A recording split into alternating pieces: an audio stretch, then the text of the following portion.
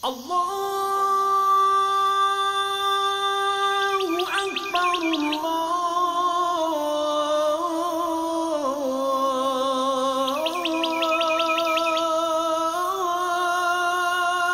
أكبر. الحمد لله الحمد لله رب العالمين والصلاة والسلام على رسوله الكريم وعلى آله وأصحابه أجمعين. Барлык галәмнәрнең Раббысы, тәрбиячесе булган, безне төрле нигъмәтләре белән бүләктәгән Аллаһ Субханаһу ва Тәгаләгә хәмд сәнәләребез, мактауларыбыз булса иде. Барлык пәйгамбәрләрнең имамы булган, безгә бу дөньяда һәм ахирәттә бәхетле булырга өйрәткән сөекле Расулыбыз Мухаммад Мустафа саллаллаһу алейхи ва саллямгә, аның хөрмәтле гаиләсенә, барлык сахабәләренә сәламнарыбыз, салаватларыбыз һәм һәр төрле изге дуаларыбыз булса иде. Изге җомга көнне Аллаһ Тәгаләнең рәхмәтенә ирешер өчен тәһарәтләр, гысыллар алып, пак матур киемнәр киеп, хушбуйлар сөртеп, ерак һәм якын җирләрдән килеп, мәчетебезгә җыелган мөхтәрәм дин кардәшләрем, барыгызны да динебезнең күркәм сәламы белән сәламлыйм. Ассаламу алейкум ва рахматуллаһи ва баракатуһ.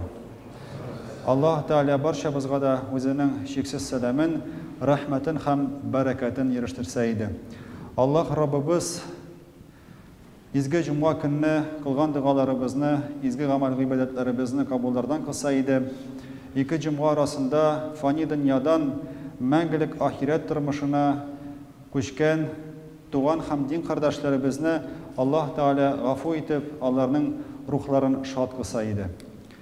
Ике җомга арасында мәчетләребезгә, мәдрәсәләребезгә ярдәм иткән, үзләренең хәләл малларын изге юлларда сарыф иткән дин кардәшләребезнең малларына Аллаһ Тәгалә бәрәкәт бирсә иде. Аларны да безне дә үзенең рәхмәтеннән аермаса иде. Мөхтәрәм дин кардәшләрем, соңгы вакытта гарәп илләрендә булган фитнәләр турында күп ишетәбез. Бу турыда күп сөйлиләр һәм күрсәтәләр. Бу фитнәләр үзләрен ислам дәүләте, ягъни Даиш дип атап йөртүче оешма белән бәйле. Даиш гарәпчә ад-дәүләтул исламия фил Ирак ва Шам дип әйтелә, ягъни Иракта һәм Суриядә булган ислам дәүләте. Бу оешманың әхлаксыз, шәфкатьсез гамәлләре исламга зур зыян китерә. Ислам галимнәре Даиш ул секта дип әйтәләр.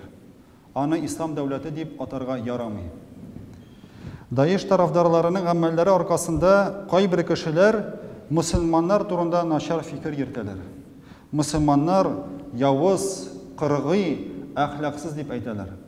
Ләкин дөреслектә ислам дине буенча яшәгән хак мусламан ул бик әдәпле, әхлаклы кеше. Ул башкалардан үзенең әдәбе белән аерылып тора. Мен сезгә Җәләлетдин Руми дигән бийек ислам шагыйренең, ислам галименең сүзләрен китерәсем килә. Ул әйткән: "Әй кеше, ач күзләреңне, Коръәнне баштан ахырга кадәр укы. Коръәннең һәрбер аяты әдәпкә өйрәтә. Коръәннең һәрбер аяты әдәпкә чакыра" дип әйткән. Шуңа күрә Коръәнне дөрес аңлаган, Коръән буенча яшәгән кеше ул әлбәттә әдәпле, әхлаклы булып тора. Пәйгамбәрбез саллаллаһу алейхи ва саллям бүген көндәге фитнәләр турында әйтеп калдырган. Шул фитнәләрдән сакланырга кушкан. Даиш дип аталган оешманың тамырлары сахабәләр чорына барып тоташа.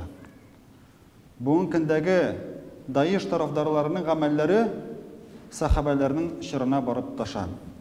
Искә төшерәсем килә, Пәйгамбәрбез Мухаммад алейхиссалату ва салламнан соң мусламаннарның хөкемдары Абу Бәкр була. Аннары Умар, аннары Усман һәм шуннан соң Гали радиллаһу анһу. Гали ибн Абу Талиб идара иткән вакытта аңа каршы булган кешеләр барлыкка килә. Син дөрес сөйләмисең, син дөрес эшләмисең дип әйтүче бер төркем барлыкка килә, аларны харижитлар дип атыйлар. Алар Коръәнне һәм Пәйгамбәрбез Мухаммад алейхиссалату ва салламның сөннәтен үзләренчә аңлаталар. Һәм күп кенә кешеләрне, хәтта сахабаларны küfürlükte gayıplıylar. алар белән килешмәгән, алар белән бер фикердә булмаган кешеләрне күферлектә гаепләделәр. Менә шуңа күрә алар инде хак юлдан тайпылдылар һәм Аллаһ Тәгаләнең ачуына дучар булдылар. Пәйгамбәрбез саллаллаһу алейхи ва саллям әйткән: "Иттаби'у савадул азам фа иннаху ман шадда фин-нар." Ягъни күпчелеккә иярегез. Күпчелек галимнәрнең юлыннан барыгыз. Кем күпчелектән ялгыз булса, ул утта да ялгыз булыр дип әйтеп калдырган Пәйгамбәрбез саллаллаһу алейхи ва саллям. Менә шушы кешеләр Гали ибн Абу Талиб вакытында барлыкка килгән харижитлар, алар намаз укымаган, фарызларны үтәмәгән, ураза тотмаган һәм гынахлар кылган кешеләрне күфрлектә гаепләделәр. Әгәр дә кеше Аллаһка иман китерсә, ләкин намаз укымаса, ул кафир дип әйткәннәр. Һәм шуңа күрә алар күп кенә мусламаннарны гаепләделәр күфрлектә. Хәтта харижитларның берсе Гали ибн Абу Талибны да үтерде. Бийек сахабаны үз куллары белән үтерде. Ләкин мөхтәрәм җәмәгать, ул харижитлар шулай дип әйтсәләр дә, мусламаннарны күфрлектә гаепләсәләр дә, алар үзләренең гыйбадәтләре белән башкалардан аерылып торган. Алар күп намаз укыдылар, алар Коръәнне яхшы белделәр, алар төннәрен гыйбадәт белән үткәрделәр. Ләкин шуңа карамастан, алар бик тәкъвалы булып күренсәләр дә, аларның карашлары, гакыйдәләре дөрес булмаган. Менә гакыйдәләре дөрес булмаганга күрә, башкаларны күфрлектә гаепләгәнгә күрә, аларның бу гыйбадәтләре буш булды. Менә бүгенге көндәге Даиш тарафдарлары да тышкы яктан тәкъвалы булып күренәләр. Сакалларын җибәргәннәр, шалмаларын кигәннәр, намаз укыйлар, Коръән аятларын сөйлиләр, Пәйгамбәрбез Мухаммад алейхиссалату вассаламның сүзләрен китерәләр, ләкин шуңа карамастан алар явызлык кылалар. Алар мусламаннарны, хак юлда булган мусламаннарны күфрлектә гаеплиләр. Һәм шулай ук мөхтәрәм җәмәгать, алар тышкы яктан тәкъвалы булып күренсәләр дә, аларның белемнәре бик әз. Алар надан кешеләр. Чөнки белемле кеше, хак гыйлемнәргә ия булган кеше бары тик шатлык, сөенеч китерә. Ул әйткәнебезчә үзенең әдәбе, әхлагы белән аерылып тора. Коръәндә Ал-Каф сүрәсенең 103-105 аятләрдә Аллаһ Тәгалә бүгенге көндәге фитнәләр турында әйтеп калдырган. Аллаһ Тәгалә әйтә: "Әйт, эй Мухаммад саллаллаһу алейхи ва саллям, әйт, кылмышлары аркасында иң күп зыян күргәннәр турында сөйлимме диген. Ул алданучы кешеләрнең дөньяда гамәлләре батыл булды. Ягъни барча эшләре Аллаһка каршы булды. Шулай булса да, яхшы эш эшлибез, изге гамәл кылабыз дип уйлыйлар. Ул алданучылар Раббыларының аятларына һәм кубарылып Аллаһ белән күрешүгә ышанмадылар, һәм аларның барча гамәлләре юкка чыкты. Кыямәт көнендә алар өчен үлчәү куймабыз, чөнки үлчәргә саваплары булмас." Һәм бөек муфассир, Коръәнне аңлатучы галим Ибн Касир үзенең Әл-Бида ва Ниһая дигән китабында әлеге аятта харижитлар турында әйтелгән дип әйтә. Ягъни бүгенге көндәге Даиш тарафдарлары турында бу аятта әйтелгән дип әйтергә була. Чөнки алар без изге эш эшлибез дип уйлыйлар, ләкин аларның бу эшләре Аллаһ каршында кабул булмый. Ахыр заман алдыннан чыгачак мондый кешеләр турында Пәйгамбәрбез Мухаммад Мустафа саллаллаһу алейхи ва саллям үзенең хадисләрендә дә әйтеп калдырган. Даиш тарафдарларын хәтерләткән кешеләр турында Нуайма ибн Хаммадның Әл-Фитан китабындагы хадистә искә алына. Гали ибн Абу Талиб радиллаһу анху Пәйгамбәрбез саллаллаһу алейхи ва саллямның түбәндәге сүзләрен риваят итә. Кара әлемнәр, флаглар күрсәгез, җиргә иелегез һәм хәрәкәтләнмәгез. Кара флагларны күрсәгез, җиргә иелегез һәм хәрәкәтләнмәгез. Зәгыйф кешеләр килер, аларга берәү дә әһәмият бирмәс. Аларның йөрәкләре тимер төсле каты булыр. Аларның йөрәкләре тимер кебек булыр. Һәм аларның үзләре уйлап тапкан дәүләтләре булыр. Үзләре уйлап тапкан дәүләтләре булыр. Вәгъдәләрендә тормаслар, килешүләрне үтәмәсләр. Алар үзләрен хаклык дип әйтерләр, әмма дөрестлектән ерак торырлар. Бер-берсенә шәһәр атамаларын кушамат итеп тагарлар, чәчләре хатын-кызларныкы төсле озын булыр. Аннары бер-берсе белән талаша башларлар. Менә шул чакта Аллаһ кемнәргә тели, шуларга хакыйкатьне юллар. Менә хадистәге кара флаглар күрсәгез, җиргә иелегез һәм хәрәкәтләнмәгез дигән сүзләр нәрсәне аңлата? Ягъни бу фитнәгә кермәгез, аннан ерак булыгыз дигәнне аңлата. Менә без телевизордан, интернет сайтларында күрәбез, ничек озын сакаллар җибәргән, чәчләре хатын-кызларныкы озын булган кешеләр кара флаглар күтәреп, Аллаһу акбар дип әйтеп, ислам дәүләтен төзергә чакыралар. Ләкин бу кешеләр Пәйгамбәрбез саллаллаһу алейхи ва саллям әйткәнчә адашкан, саташкан кешеләр. Һәм аларга карата без нинди мөнәсәбәттә булырга тиеш? Алар чакырган сүзләргә игътибар итмәскә, аларның фитнәләренә кирмәскә.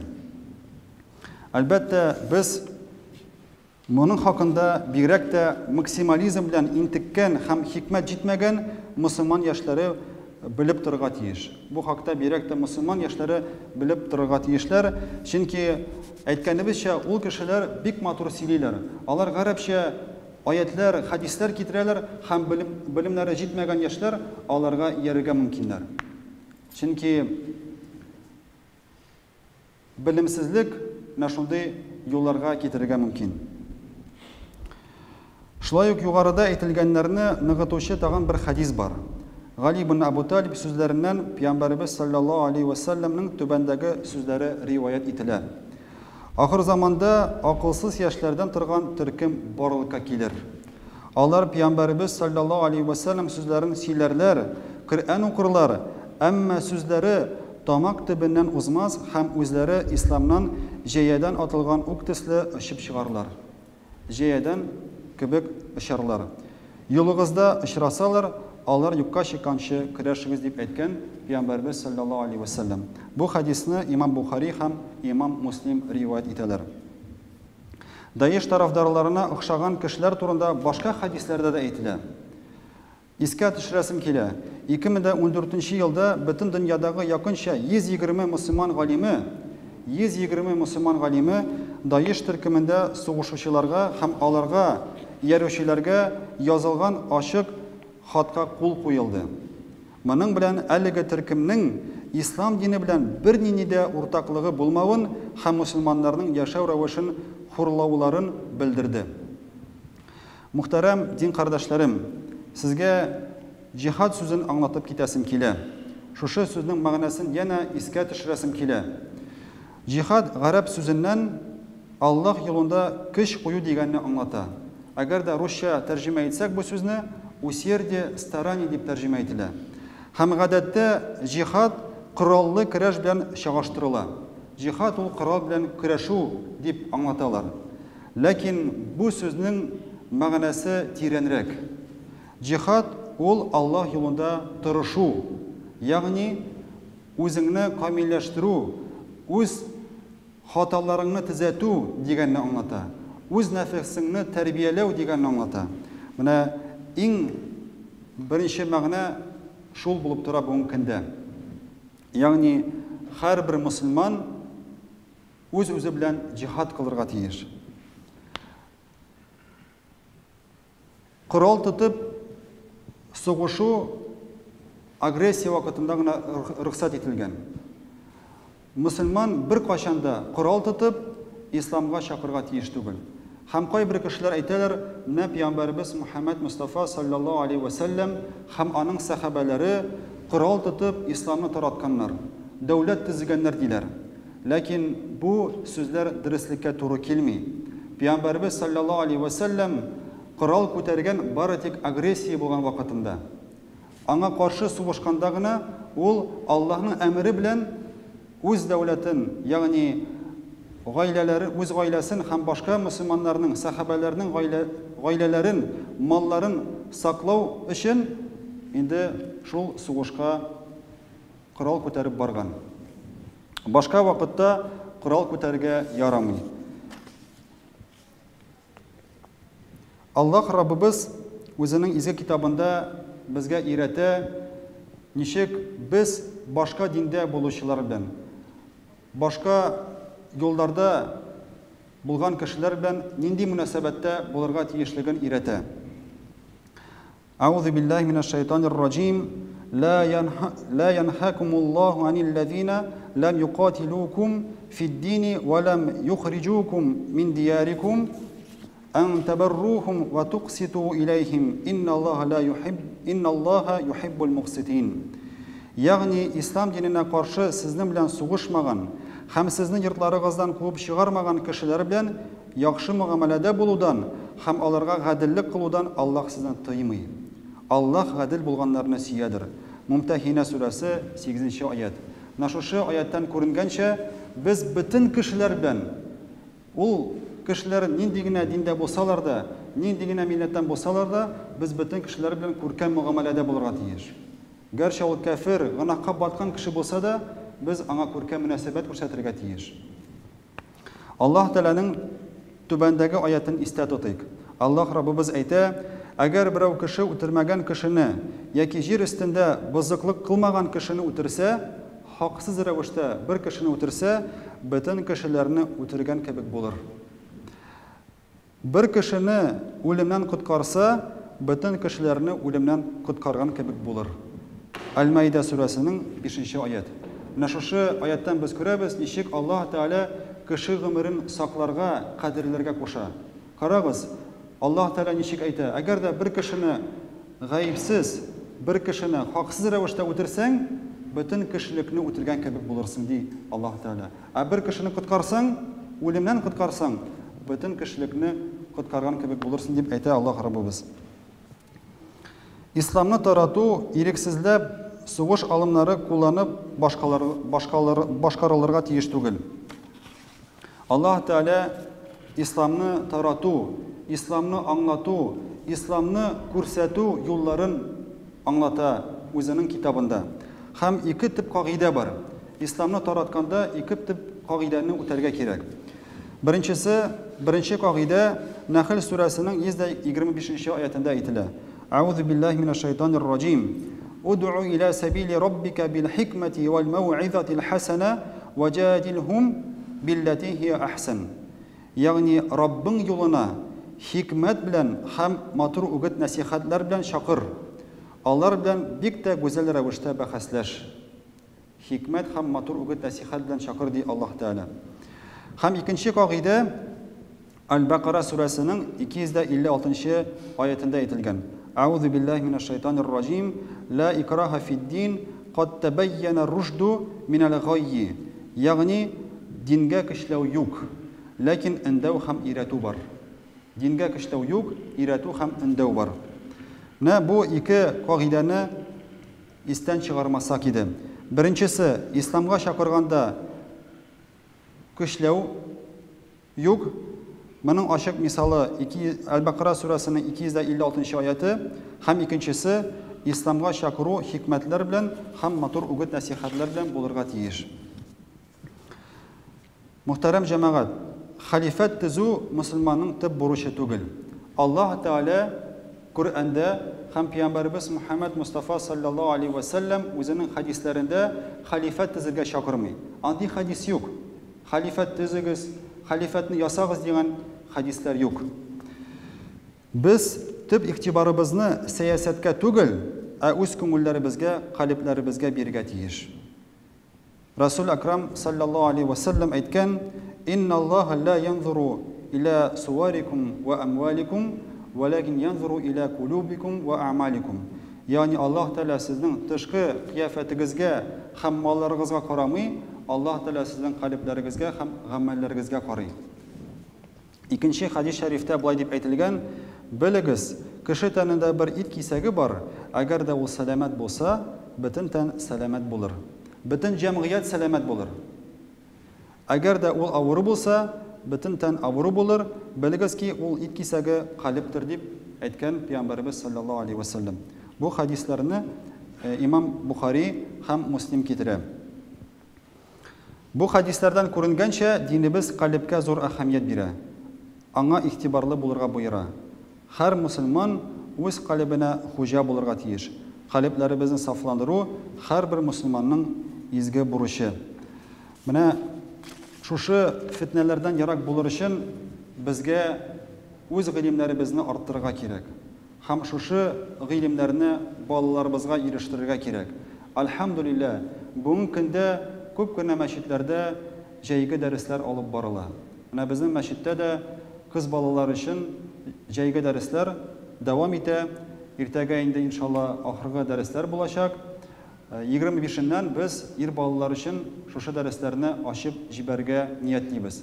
Шушы дәресләрдә без балаларыбызга ислам дине нигезләрен генә түгел, халкыбызның бай рухи мирасын, гурыф-гадәтләрен дә җиткерергә тырышабыз.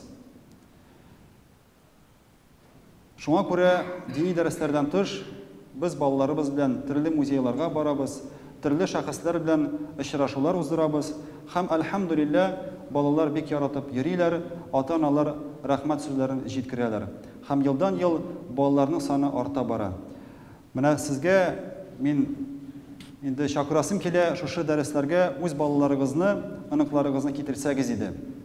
Балаларыбызга әхлакый тәрбия бирсәк, аларга дөрес гыйлемнәрне җиткерсәк, алар менә шундый фитнәләрдән ярак булачак.